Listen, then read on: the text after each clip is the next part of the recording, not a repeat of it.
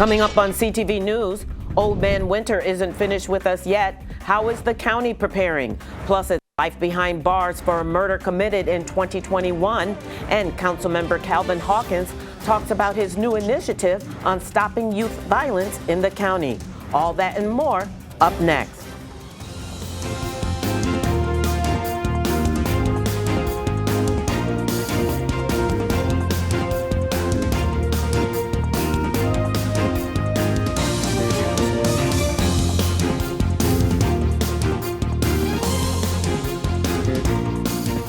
Good evening, I'm Patricia Vallone. And I'm Mariah Jalad. Thanks for joining us this evening.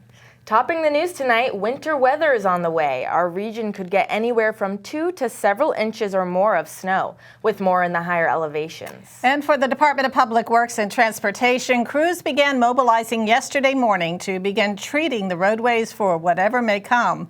About 100 crews plus contractors will be out on long shifts to stay ahead of the precipitation. The snow is set to arrive around midnight and may be with us until 9 in the morning. DPW&T says Prince George's County is ready. We are expecting, according to AccuWeather, about 2 to 6 inches of snow accumulation. So we will have DPW&T crews deploy into a full operation beginning at 9 p.m. tonight. We have some crews out there currently monitoring some of the roadways, but they will be in full mobilization beginning tonight at 9 p.m. And those crews and contractors will be on a 12-hour shift until 9 a.m. Saturday morning.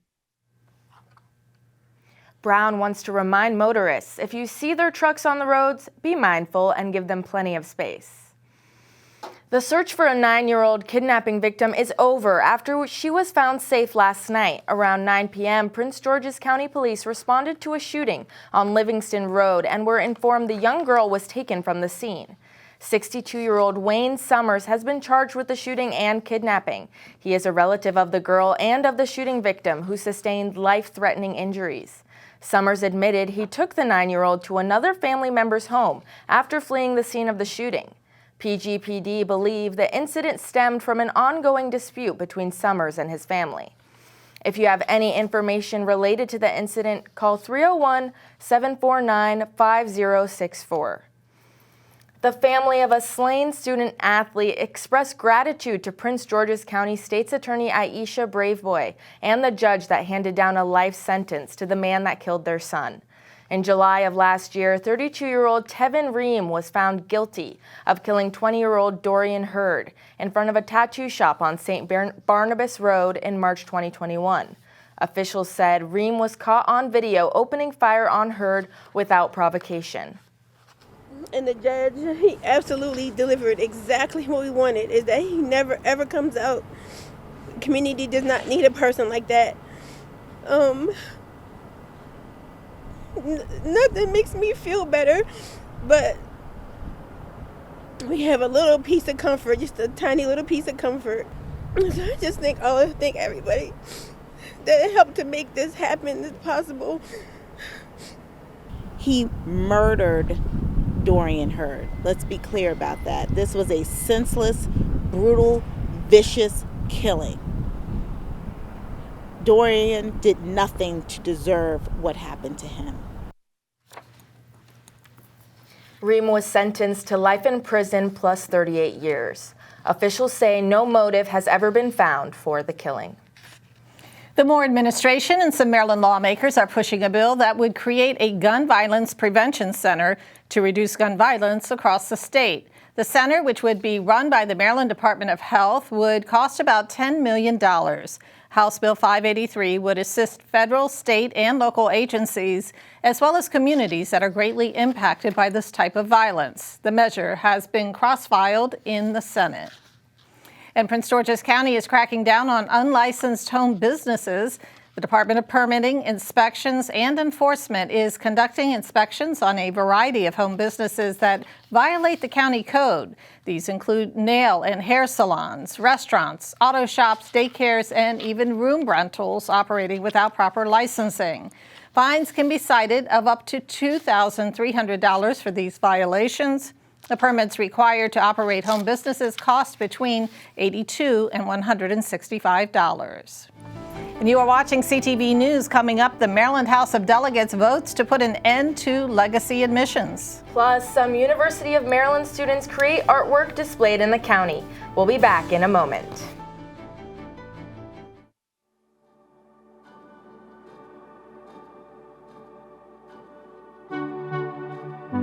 I just knew that I wasn't the high-performing person I used to be. Pieces of my past are being erased. I was lucky. We caught this at the very earliest stages. I hope that my story can give other people hope. There is life to be lived. Increasingly, there will be treatments. We need to invest even more in research and finding treatments and cures.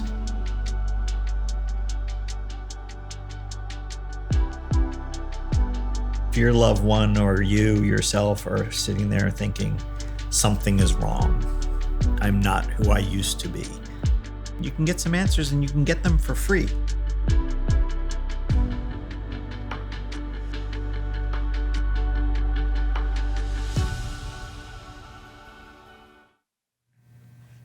Welcome back. Well, Maryland's House of Delegates votes to end legacy admissions at state colleges and universities. The move comes after the U.S. Supreme Court revoked a school's ability to consider race in admissions. That happened last June, and shortly after, the U.S. Department of Education issued recommendations saying if race is taken off the table, then legacy admissions should end as well. The term is used when certain applicants are given preference by an institution based on whether they have family who are alumni. The measure would affect all of the state's public colleges and universities. I want to know that when people get into an institution, they did not get in based on their familial racial relationship or on the money that they gave the institution, and I think that's a good thing. This was a bipartisan vote in the committee. We actually took on an amendment from one of our Republican colleagues to expand it to make sure that donors' kids aren't able to get preferential treatment just because your parent donated a wing either, that it is your effort that got you there and that alone. I think I encourage anyone to watch the testimony that we had in that bill, and it shows that it is a response to the Supreme Court not recognizing the importance of diversity. And the policy would provide legal grounds to file suit if an applicant believes that a school denied admission to accept a legacy student. And the bill, sponsored by Delegate Jazz Lewis, passed overwhelmingly in the House with bipartisan support. It now goes before the Senate Education, Energy, and Environment Committee. A local chapter of Alpha Kappa Alpha sorority wants the state to better support formerly incarcerated women, and a bill in the Maryland General Assembly could do just that. The Psi Epsilon Omega chapter of the sorority is supporting House Bill 37. The measure would create a commission on re-entry services for women and require the body to come up with a plan to help women who are returning home from prison. If passed, the bill would also establish a re-entry pilot program and mandate that the commission co-chair be a woman who was formerly incarcerated. The commission is tasked to come up with a 5-year plan on reviewing ways that our state already has resources in place, but are we getting the resources to the returning women who need them, and what are their needs? We're talking first and foremost housing first. They need a safe place to live. They need a place where they can be reunited with their children if they have them, and if they are caregivers, because a lot of people forget that women who are incarcerated can be returning home to a community and to a family where they're expected to step back into a caregiving role. They need employment. A hearing in the House on this measure is set for March 7th at 1 p.m. The county's Local Development Council is accepting applications for a local impact grant until Friday, March 22nd. Nonprofit organizations within a 6-mile radius of MGM National Harbor are encouraged to apply. The maximum award is $50,000. The grant program was created to positively impact the surrounding community, which may be affected by the gaming facility. Applicants can find more information on the Prince George's government website. Appointments Secretary Tisha Edwards delivers more than 100 nominees to boards and commissions across the state on the Senate floor yesterday.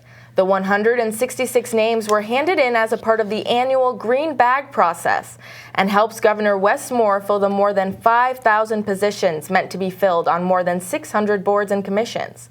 The governor's office says it delivered almost 2,000 appointments last year. The nominees will now need to be confirmed by the Senate Executive Nominations Committee. Well, a colorful new work of art was introduced in Hyattsville today. The mural is called The Garden of Imagination. It's a collaboration between Arts Work Now and Hyattsville and 16 architecture and art students of the University of Maryland. Planning on the project began more than 8 months ago. Once the students came up with the design, it took a few weeks to create. The 5 panels, which have been mounted on the side of a shipping container, were painted at the university and assembled on site. The students actually came to Artworks for one of their classes. They learned about our mission, our vision, the history of the building, what we do with especially young children, and they came up with this design, which they called the Garden of Imagination. So there are a few things. You can see some native black-eyed Susans, which of course are our Maryland state flower. You can see the tree and some other flowers, which actually pay homage to this building, which used to be a florist in its prior life. I really enjoyed the process of it all, and then once we got the idea together, just the painting process was very efficient. We had all of these are separate panels, so we had them all separated, and there's this process of painting separately, then putting them together, then painting separately, and I really enjoyed that back and forth. The mural is the latest piece of public art on the Route 1 corridor. It's an effort to make the area more arts-friendly. Don't go away. County Council member Calvin Hawkins joins us in the studio. He's going to talk about a new initiative to stop youth crime in the county. We'll be right back. For the true self blooms only when we find our purpose, what makes us tick, below the surface. My why is diversity and unity, a safe space in my community. Living with sincerity, giving every day my everything. With my why, I stand strong, seen and supported all along. For some, their why is a summer under stars, memories and moments, connections near and far. Why is the before work hustle, an after school home, a section of my block, a corner to call my own. Our reason why is united, undivided, seeking understanding. Here, a handshake is a promise. All our hearts are dancing. Laughing is our song. It's kinship, friendship, tide rising with the ship. It's a million faces in a mirror, and everyone belongs. Find your why for a better us. Well, the DMV area has been hit hard by juvenile crime and violence, and Prince George's County has not been immune to the uptick. In an effort to combat rising youth violence in the county, Council member Calvin Hawkins is here with us today to talk a new strategy he and community leaders are launching. So, Calvin, why do you think there's been such a rise in juvenile violence lately? I think there's just a sense of evil. There's this need to show, not discuss, but show through force and the prevalence of guns everywhere. Everyone is caught up in violence. From the young people are caught up because they believe shooting and killing each other is how they make their mark in the communities they live in. You've teamed up with a group called Mind Z Inc. Tell me about that. Why you've teamed up with them? What they're helping you with? They are individuals who have been on the other side of incarceration, and most of them have done 20 plus years in prison, and to have an opportunity to work with some of the younger people who have been incarcerated and who are on the street, we realized over the last 2 years that the influence of individuals in prison can help solve some of our problems in the community. So I'm collaborating with them because they have the credibility in the prison, but also on the street to help young people understand that we can talk, we can discuss some of these, may I use the term that they use on the street, beefs, conflicts. Let's talk about them. We don't need to go to a parent's house or a mother to know that her child has been killed, because it's something we could have discussed opposed to shooting out those situations. And I just want to clarify, it's Young Mind Z. Yes. Yes, okay. So, you know, some of these juveniles are as young as 10, 11 years old. Do you think that their parents need to be held accountable? You know, there was the mother in Michigan that was charged with her son. He had a mass shooting at his school. She was charged with that. Do you think we need to have things like that in the county? I believe the county executive and others have positioned the county to support parents being responsible for the actions of their kids. But as someone who grew up in a single-parent household, my mother thought I was out there going to school, participating in recreational activity. I was out there doing stuff I shouldn't have been done. So that's a hard one, because if your parents are trying to work, make ends meet, they don't know what you're out there doing. They think you're out there doing the right thing. So I have yet to come to a conclusion about whether parents are the reason the kids are out there doing what they're doing. A case-by-case basis, yes, maybe. Okay. I think that's an accurate conclusion, case by case. So tell us, you're hoping this new initiative will bring something called peace and positivity. What are you looking for with that? I'm looking for an opportunity for older men and women who have been in the penal system, working with young people who have been in the penal system, and also working with young people who have not been involved in the system, to meet these young people where they are, talk to them, but before they really get deeply engaged in our criminal justice system, because I'm one that believes if you engage in criminal activity, the consequences that come with that should be the result of your the result of the outcome for you. I believe we can catch them before they get to that point. We can make this county a better place to live. We're not trying to take the place of our police department or other individuals involved in the criminal justice system. We're just trying to augment what they are doing based on the credibility these individuals have in our communities.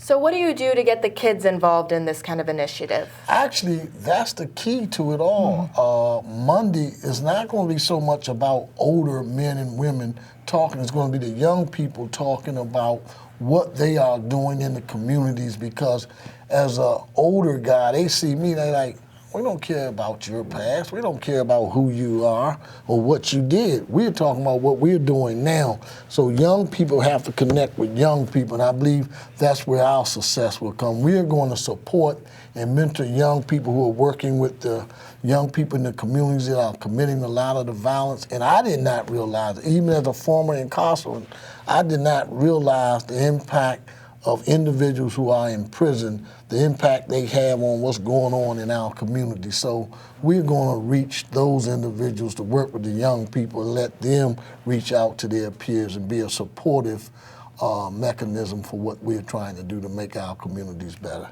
And we know how to measure our success. We're not just going out there to say, hey, we're going to change the world. We know what we need to do to meet some positive measurements to say whether we succeeded. All right. Well, Calvin Hawkins, thank you so much for joining us. We want to let people know where they can go for this press conference.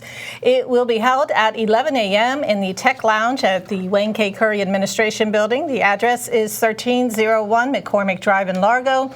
And don't go away, Simon Buggs will be back with sports. Stay right there. Your Friday Sports Page is next. Coming up in a bit, a recap of the Duval versus Flowers High School girls basketball game that took place last night, and also a local coaching legend is on the move. Don't go anywhere. The power of the knock is food. Your stew's delicious. I'm 88 years old, and I was with the Ice Capades when I was young. Now, being as old as I am, I lose balance.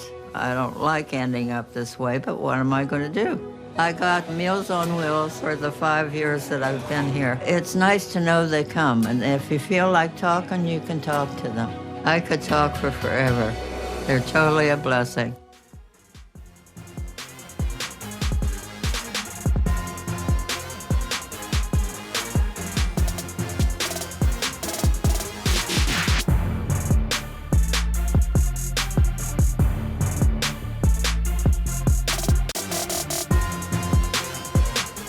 Are you ready? Because it's time for your Friday Sports Page.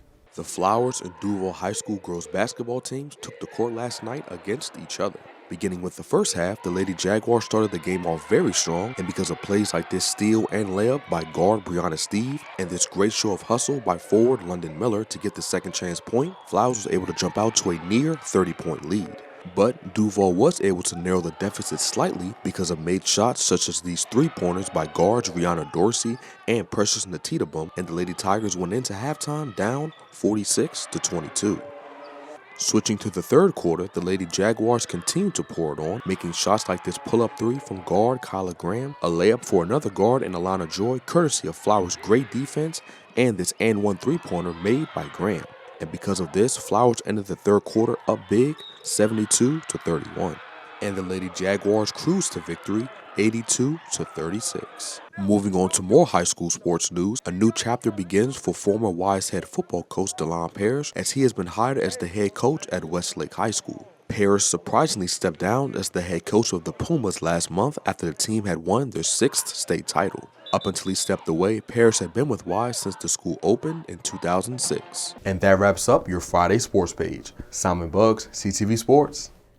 Thanks, Simon. And now we're going to get a quick check on our 3-day weather forecast tonight. Again, it's a winter weather advisory in effect for our region. Snow is expected to begin toward the midnight hour, and temperatures will drop to a low near 47.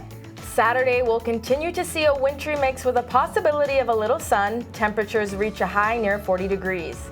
Sunday, sunny skies with a high near 46, and President's Day, we can expect more sunshine with a high near 48. And that wraps up our newscast. Join us again on Tuesday for more local news. Have a safe holiday weekend. Good night.